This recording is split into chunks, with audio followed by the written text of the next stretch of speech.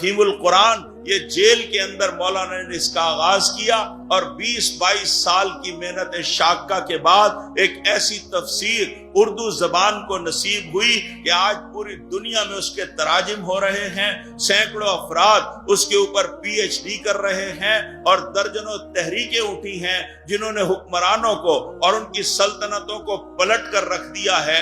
जगह जगह पे अल्लाह के दीन की सरबुलंदी के लिए जिद्दोजहद करने वाले बांग्लादेश से लेकर मिस्र तक, अलजायर से लेकर सूडान तक, मलेशिया से लेकर अफगानिस्तान तक और तुर्की से लेकर ईरान तक और पाकिस्तान से लेकर आज़रबाईजान तक, अफगानिस्तान और कश्मीर तक, हर जगह पे वो कारकुन खड़े हुए हैं और अल्लाह के दीन की सरबुलंदी के लिए जिद्दोजहद कर रहे हैं। सैयद मौदूदी जेल में मौजूद थे लेकिन मुतालबा दस्तूर इस्लामी की मुहिम जारी थी और बिलाखिर ये तहरीक कामयाब हुई और पाकिस्तान को 1956 में 29 फरवरी को एक दस्तूर मिला और ये दस्तूर सदारती निजाम के तहत था। चौधरी मोहम्मद अली उस वक्त वजीर आजम थे और पाकिस्तान को दस्तूर मिला। 47 अफराद ने उस दस्तूर की हिमायत की, 20 ने उसकी मुखालफत की, लेकिन बहरहाल पाकिस्तान को दस्तूर मिल गया।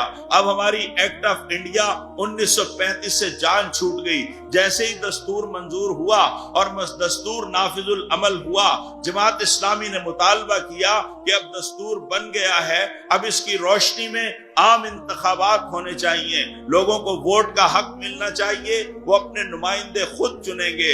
इस मुतालबे के बाद जमात इस्लामी की सियासी तहरीक आगे बढ़ी और 1958 में फैसला हुआ कि मुल्क में इंतखाबात होंगे, लेकिन पहले मरहले पर कराची में इंतखाबात कराए जाएंगे।